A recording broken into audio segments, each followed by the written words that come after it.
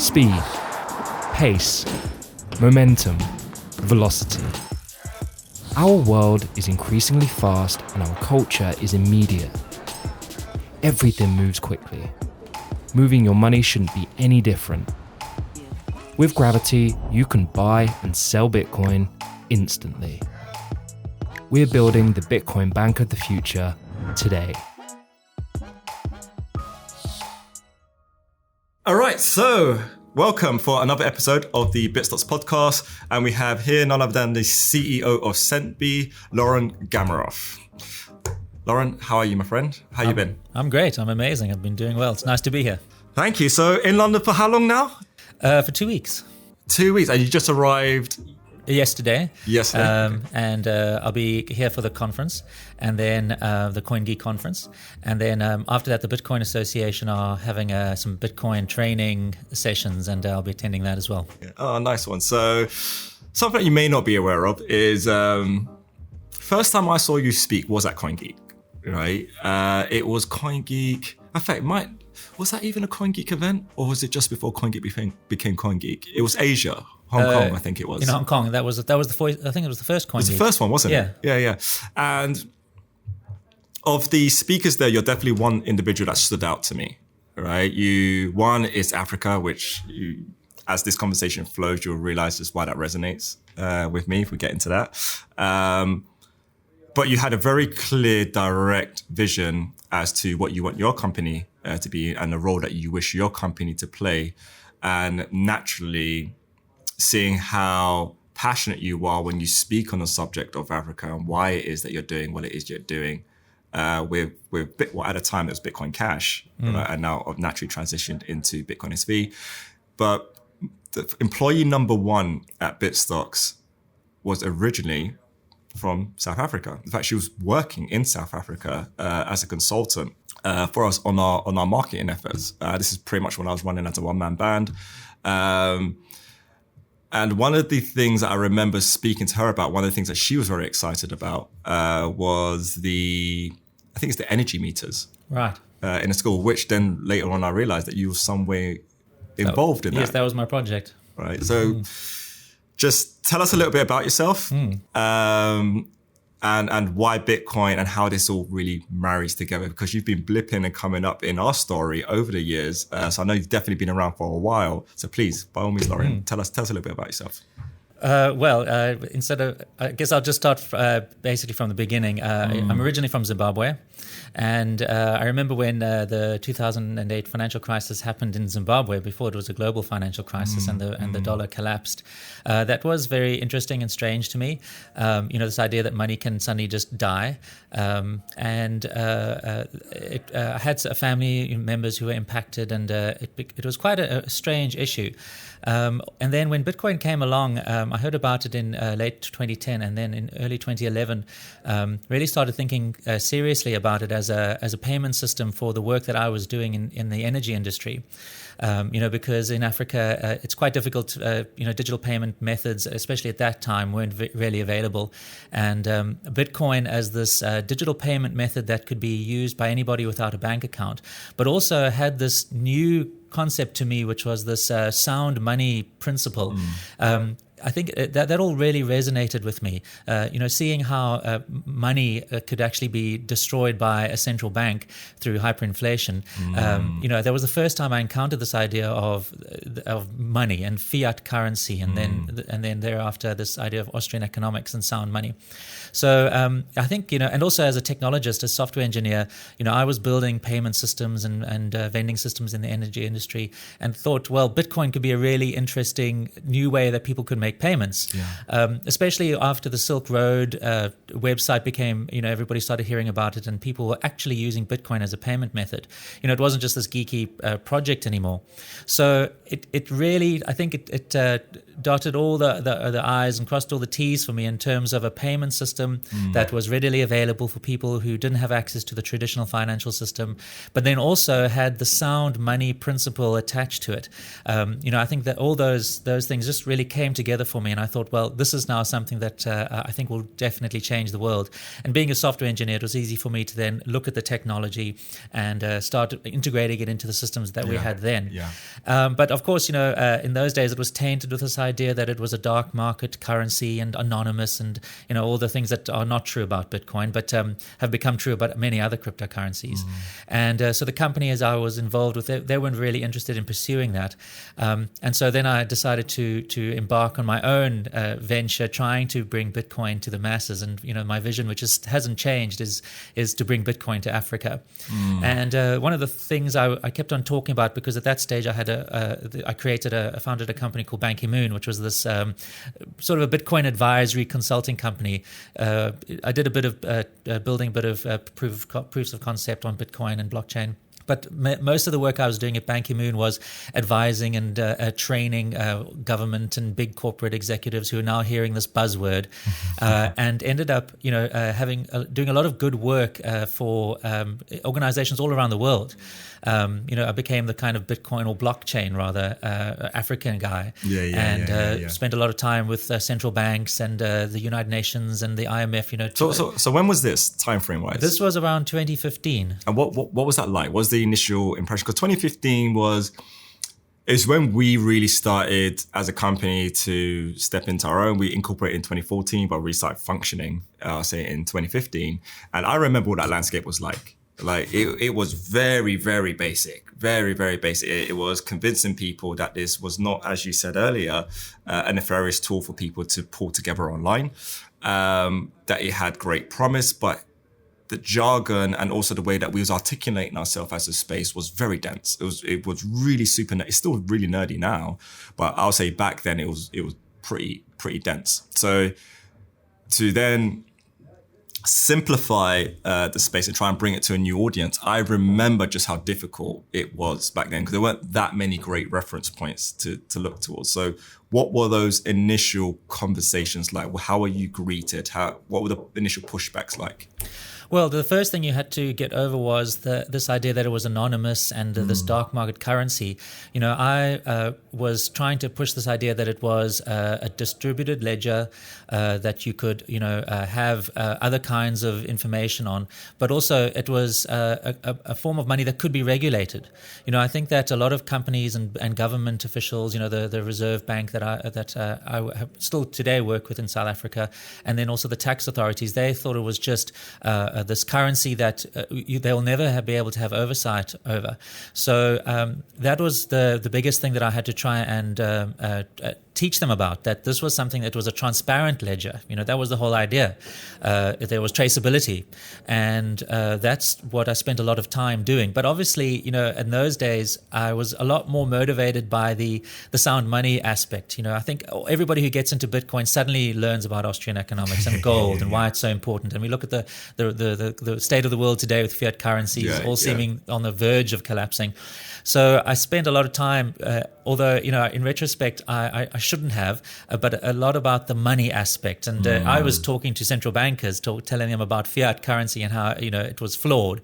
And I wish I had spent more time telling them about how it was regulated. It could be regulated. There could be tracing. Yeah. So nowadays, I'm beyond that. The fiat currency is a problem issue, and now more focused on saying, look, this is a tool that regulators will enjoy. The tax authorities should embrace such a technology because now it's going to be so easy to recover taxes. And I think that's such an important and necessary and not that popular evolution of understanding when it comes to the subject matter of Bitcoin, because we could all understand and to a certain degree resonate where all the crazy anarchistic ideological views come from, just due to the fact that this community clearly feel very scarred by how the world has been run up until this point. And can we judge them for the scars? I don't think we can really judge them for the scarring. What they're going to do about the scarring, how they wish to proceed, that's where there's a challenge and there's a concern there. But I think it's really easy that if you speak on the subject of, say, just sound money and Bitcoin's great economics, and therefore the pre-existing system must fall as a result just because we have sound money now, then that shows from our community at the time that we actually lack a lot of understanding about societal constructs, right? And so then the next stage is, all right, well, in 11 years, we definitely haven't got this whole sound money thing resolved. We haven't, right? We've cocked that up too, right? So it's a case of, all right, how do we take the best attributes of what this is in its present form? Eventually, I think it will get to the point where it's a global measurement of time, right? But it can serve and plug all of the holes in a pre-existing system if there's just some arches built between the two respective systems. And I think that should be a natural evolutionary process as to how people look at it, but clearly it hasn't done. We're very fortunate in this community that it has been our evolutionary process. But just to hear someone speak on that so openly and humbly, I think is worthwhile pulling up, because that really is the process that everyone is going to have to take. Whether we've taken it first or not is irrelevant. But I definitely think that we should highlight on that, because I can imagine there's going to be a lot more people taking that journey really, really soon. Sorry to cut you off. Please continue. Yeah, no, I agree. I think that, it's always tempting to think that you can tear down the constructs in society that seem unfair or, when we look at central banking today, it seems like it's something that such a thing shouldn't exist. But also you have to be realistic and realize that unless you are a revolutionary and you're quite happy to go and try and bomb the Houses of Parliament, that you have to work with the system. And the way Bitcoin was designed was that it was something that could work with the system, and not only something that the owners of that system would tolerate, but something that the owners of that system would embrace. And that's why Bitcoin is so incredible, at least Satoshi's Bitcoin, because it's not something that the status quo have to tolerate. If they can see the benefits of such a thing, it is something that can eliminate fraud and corruption, and it is transparent. So that means they can have absolute oversight and better oversight than they do right now in terms of how money moves in an economy. I think that those are the sorts of things that will allow. F.A. Hayek said, we can't just overthrow the system. I forget the exact words, but we need to introduce a system that slowly but surely, sinks its roots in, and eventually the status quo can't do anything about it. But if you go in there, like the BTC communities and all these anonymous currency communities are going there. There's a conference right now in America, and it's the Bitcoin BTC conference, and it's called Unconfiscatable.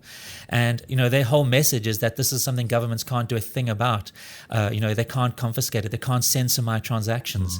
We're going to have this maximally distributed system or decentralized system that no matter how much the status quo wanted to shut it down, they can't. That kind of messaging is going to be precisely what gets them shut down. So the Bitcoin SV message, Satoshi Nakamoto's vision, is creating a system that complies and is something that can slowly make its way through the system as we know it, and get people into it, get regulators comfortable, and then hopefully becomes the system that is the dominant system, and then we don't have to have the kind of fiat system that we have today that seems so destructive. Totally agree. And this is what I find interesting, because your position as a CEO of a Bitcoin company in Africa, the whole world has an opinion from the outside in on what life in Africa may be. For the most part, from what I've heard of these opinions, they tend to be inaccurate. Even my own, as an outsider who hasn't really properly explored Africa, I want to go there to see with my own eyes, so I can bring my education and my level of understanding up to a level where I think it probably should be, but I know I can never say as 100% authority that I have an assessment on the situation, because I've not been there yet to see it with my own eyes. Something I definitely plan on resolving soon. My question is from the two different ideological camps, okay, and then your perspective as an insider looking out from the situation of Africa. Controversial question. Which two of the ideals have, up until this point, served Africa better, right? And in terms of, I'll break it down to two different categories. One is awareness, right? Just going about and just creating awareness. So I could definitely see just breaking the mold and just screaming from the rooftops, and we just need to do this. I imagine this camp's going to spread more awareness to kick off with. But then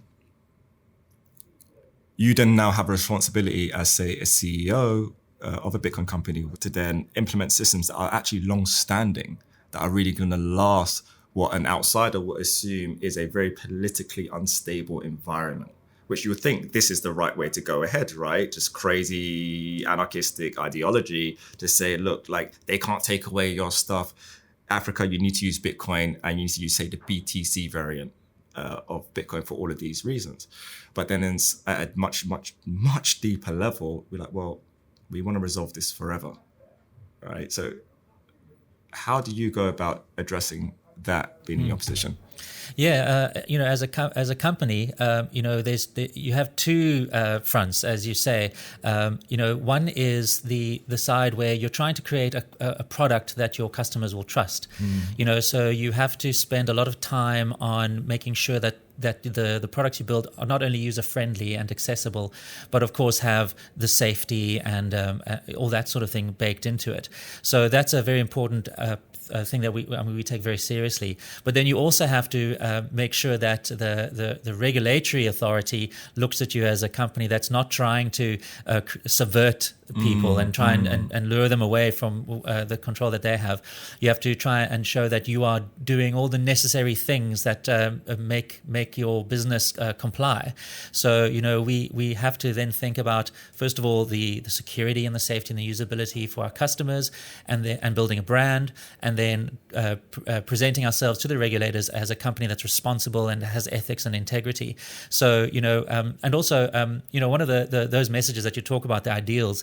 The whole Bitcoin crypto kind of ideal has been very much a case of being your own bank and not your keys, not your coins. But what we have found is that our customers don't want that. They want to feel that they are being looked after.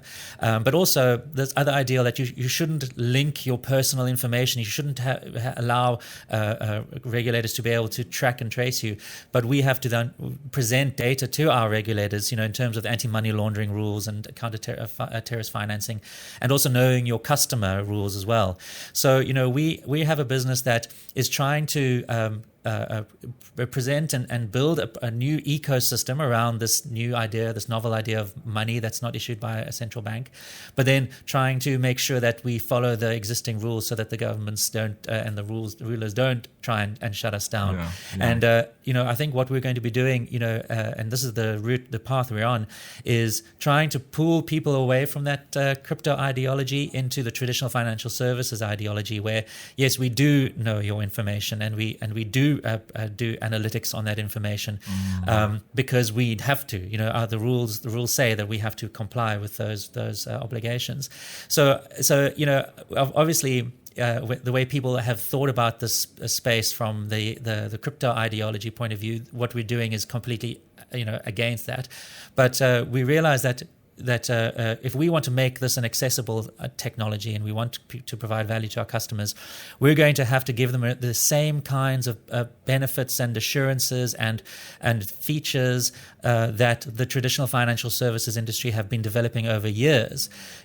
Allowing them to feel confident that their data is safe and private and that they're not going to lose their keys. That's a very important thing. That is actually where we're going to have the most impact, because there are a very small number of crypto idealists, who believe in this idea of not having your personal information tracked. But that's just a small little contingent of users. The rest are the vast majority of users who have never even touched Bitcoin, that are not going to expect to have their control of their own keys. They don't want to be their own bank. They want the same level of service that the financial services industry have given them. So this is going to be something that we are going to try and keep driving forward. And in fact, we're making a lot of headway in that regard. So we're building brand. We're trying to build consumer confidence. We're trying to appeal and to the regulators to make sure that we don't fall afoul of any of their rules. And because how many of countries that, within Africa are you operating in? Is it just SA right now? Or? well, obviously we operate around the world, but the products that we have, which are retail products, so buying Bitcoin in store and connecting to bank accounts, we are tackling South Africa because that's where we are. It's a market we understand. But everything that we're doing, that would be the proof of the concept. We have the actual now real products that have been rolled out, and now we have a model that we can now take to these other countries. So we can demonstrate, that we've crossed off all the right things in terms of our regulatory responsibilities, and we now present those to the different countries. So we are very excited to move through the African continent. There are countries like Kenya and Rwanda and Uganda, and Nigeria. I mean, what we have now, in fact, is a product in Nigeria, which is the largest, the number of people on the continent, second largest economy after South Africa. We've got a cross-border solution now, so we've got 2 countries, major countries that we operate in, and we'll certainly be taking that model now to the rest of the continent. We love Africa. I really believe Bitcoin will rise in Africa. We see, how, I mean, right now in South Africa, if you were there, you'd see how accessible Bitcoin is, SV that is. I mean, you can go and buy your groceries and Bitcoin at the same time. We're rolling out payment systems there as well. So there we've really got, I think, from a global perspective, a great example of how Bitcoin can develop and flourish. And we think that, everyone should look at South Africa today to see how it can actually unfold. Once we feel like we've got a good grasp on the rest of the continent, we're very excited to move into the other emerging economies. That's to us is the prize, taking those economies on. But as a global company, we're quite happy to operate. What do you think's holding Africa back, factoring other technologies that are out there that could be combined with, say, Bitcoin? One area that I'm very interested in is employing Africans as a London business. So I'm a UK business, I want to employ people in Africa, right? So they'll be earning directly in SV. What are the hurdles to that? How would the government feel about that? How would that individual feel about that? How does that person declare earnings? How does that person, if that person doesn't have, say, maybe the necessary prerequisites that we would deem to be acceptable for AML KYC, just due to the fact that birth advantage or birth disadvantage in this case, just don't have access to that information. How do we then look at, say, creating digital alternatives so someone could start building a history, building a bio, a profile that then gives me as an employer an account that says, okay, this is why this person is within my employment. Fine, 5 years ago, couldn't have employed this individual, but due to new technologies, this is everything I know about this person. So what does that look like? Are there any conversations happening around that? What are the next things that we need to do as a collective to start really unlocking that talent? Yeah, well, I mean, Africans are very used to mobile money. So, getting them into something like Bitcoin is very easy, actually. If you said, look, here's a wallet and you can receive money from overseas at very low cost, that's something that is really appealing to Africans, especially because a lot of them live outside of their countries and send money back home. So, the whole idea of cross-border remittance, I know that was a cliche with Bitcoin, but it's a very real fact that's happening on the ground. But what is holding that back is the lack of, at this stage, of exchanges. I think the technical capability, we don't have any off-the-shelf sort of exchange products that are accessible to a lot of countries that could easily do this. I think there's a great opportunity for entrepreneurs to start thinking about building these exchanges in a box, and then allowing people to operate them in those different countries. That is really the one thing that if we could get these liquid exchanges into these different countries, then that would really open up a lot of opportunity. Because right now it's very easy to receive Bitcoin SV, but very difficult to cash out or to spend it. The cross-border remittance products that we have, what we do is we deposit, we remit with Bitcoin, but then we deposit directly into bank accounts or into mobile money. So you need the exchange ability to be able to do that.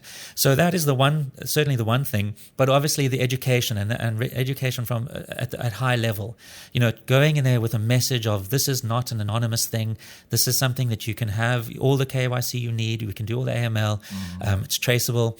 That kind of education is still lacking. I think the dominant sort of crypto narrative right now is that it's this dark web technology. So it would be great to have people who understood these concepts, and really went on a mission, to go to these countries and try and speak to as many people, get involved at the Bitcoin meetups, try and put that message in front of people, not the message of crypto anarchy. That is missing. And it's unfortunate because, all the prominent people on YouTube and Twitter, that's not their message, and we have to get people who are well-spoken and understand these things to... We've got John McAfee, what are you on about? Yes, that's the problem, you see. It's precisely guys like John McAfee, but also, everybody else they're publishing books, guys like Andreas Antonopoulos, Oh, dude, man.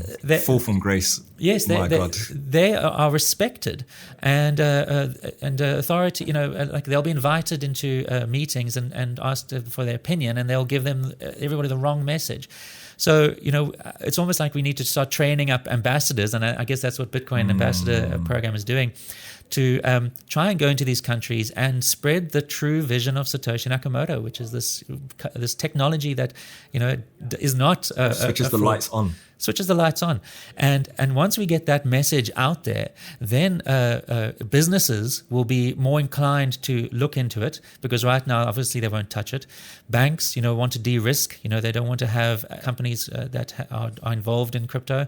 And then, of course, the tax authorities and the regulators, the reserve banks, the central banks. They must stop hearing this message of decentralized finance. One, it's just not true. Yes. Anyway, right? The way that this community has depicted decentralization, they have it horrifically misunderstood. Horrifically distributed, fine. Decentralized, horrifically misunderstood. So there is just so much spells within the spelling. That really is just portraying the complete, utter wrong image. I couldn't agree with you more. And a lot of it is actually done without people knowing, which becomes even more dangerous when you're not even aware of the impact of the words it is that you're saying and the reality it is in which it's creating. But on the positive note, I've just seen through my own interactions and what it is that we're doing here and the kind of conversations that we're having with other institutions and other organizations and individuals, that there definitely is now a sense of an awakening happening, right? Where people who have sat patiently on the sidelines and even dabbled in interacting and engaged, and some of these people in a very, very aggressive way as well, with how the industry has been run really up until this point. And I've been someone who's just been speaking the same message for about 3 years now as to where it is that we need to be going. But I'll say over the last 2 years-ish, that message has been received with some pushback, right? I'm talking about like private conversations and have a conversation like amongst friends or acquaintances or people that they introduce me to who clearly come to the table with their own strong views on being a crypto expert, right? I'm Mr. Ethereum or I'm Mr. EOS, I'm Mr. this or Holochain or whatever it is that they want to speak on. And I'm always respectful, just place my views forward. And I have no interest in arguing. Like I can pretty confidently say, I don't think I've actually gone at anybody online, really. Because from my standpoint, what am I arguing with you guys about? There's nothing to argue about. If this is your beliefs, then great, bro. And if you believe what it is that you're speaking, right, that you want this utopian world and you want this amazing, beautiful world, do you know what? If you achieve it, then we both win, right? So I'm not arguing. I have no interest in arguing. But one thing that I find really, really interesting now with where this space is going, the attention now isn't one of mocking, laughter, and skepticism. Ears are now really genuinely starting to prick up. And it's not just price action. It's the fact that all the deliverables on the pledges and the promises that have been made to get to where we are now, which is returning back to Genesis, and now the subsequent things that are going to happen as a result of that, it shows business continuity, it shows business acumen, and it shows a well-oiled machine that is the whole ecosystem that is bound around SV, that we're actually just getting things done. If you look at and you evaluate the Bitcoin blockchain from the standpoints that really matter, transactions per second and block sizes, there's no argument. There really is no argument. So all of this other kind of loosely supported ideological reasons as to why someone is or isn't involved, what I hope is that if they really listen to their own message, saying that they genuinely want a better world, right, then by very simple reflection, they should drop the ego that came along with everything it is that they were saying by supporting a wrong project.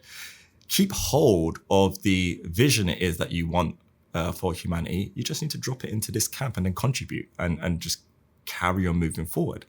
And I really hope that this event that we're both going to be speaking about this week, CoinGeek London, that effect is felt. It's definitely happening. And this is why I really wanted to touch base with certain speakers who are going to be speaking at CoinGeek London, because we don't get that much admiration and support, right? It's very much the opposite. Everyone's always willing to have the machine gun waiting for us, right? I definitely feel like we definitely need to just speak life into each other and support each other. Because like I said to you, Lorien, in the earlier stages here at Bitstocks, you were a name that propped up by doing some really inspiring things in Africa, all right? And you stayed on that thread. And God knows how difficult it is to hold on to the thread in this space, especially when it is being so closely tied to the original, ironically, vision of the founder who birthed the freaking space, all right? Which gives me and hopefully you and everyone else a lot more confidence that we're in the right place, right? We're being attacked for a reason. So just on the subject of CoinGeek, is there anything that you want to loosely touch on as to what you'll be speaking of? Or Well, yes, I think that this time I'm going to be just talking about what it takes to build a business on Bitcoin that can be sustainable and can do all the right things so that your local regulators are quite happy for you to exist. That's what I'll mostly be focusing on, although awesome. I do want to drop at the end something cool that Centbee has done now. Because I like to, just talk about our vision and where we are. But there's actually a feature right now in Centbee that's unique that no other wallets are doing yet. And I think that a lot of people... definitely tell you're excited about it. You're holding it in right. You're like, I want to say it, but I can't say it. Well, look, it's not extremely groundbreaking, but it's taking something that BSV has really started on, and it'll be expanding on that. Awesome. But I think the important thing is, we can't be building businesses. We can't have that hacker mentality that we're building a Bitcoin business and we're just a bunch of hooded hackers whacking out software. We have to be grown-ups. We have to look at the financial services industry, the way it has been developed over the last, hundreds of years. And we have to take the best elements of those businesses and try and think of ourselves as a grown-up, responsible business with obligations to our customers, obligations to our regulators, and what that looks like. So that's mostly what I'll be focusing on, giving maybe tips and suggestions to other potential Bitcoin businesses so that they can, not make the mistakes that I think a lot of businesses are doing and create something that's sustainable. Awesome. Well, brother, I know we've both got a tight schedule. I know you definitely got a tight schedule, something you need to attend to after this. Genuinely, thank you so much for coming down, sharing your message, what you guys are doing over at Centbee. Again, like I said, Africa is a really, really, really close to my heart with what I want to do. And I'm not going to speak on anything in relation to that at this event at CoinGeek, but definitely things later on down the line, just laying out our intent more so around education. And how perfect example is Lagos, right? Nigeria. It's one of the greatest computer science universities in the world, right? So these are the attributes and things that as a business with a global view on the cusp of the most insane technological innovations available to humanity right now, Bitcoin only being one of them.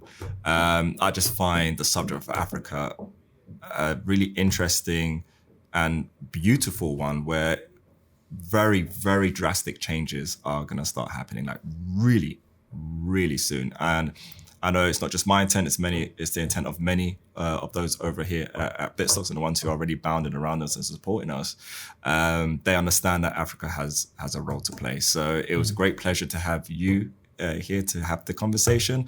And I have no doubt that our paths are going to be aligned moving forward as well on the subject of Africa. So any last words that you want to say before we round up? Thank you very much for having me. It was great to chat to you again. And absolutely, look at Africa. It's an exciting place, but keep spreading the message of Satoshi's vision. It's the only message that will prevail. And keep fighting the good fight. Obviously, I think that it's very famous for things have been said about if no one thinks you're crazy, then you're not on the right path. So we certainly are looking crazy, but I believe we're on the right path, and it'll all turn out great for us. 100%. So with that being said, in true fashion as always, guys, if you like this conversation, please like, comment, subscribe, and until the next time, peace, love, and light. All the best. Thank you.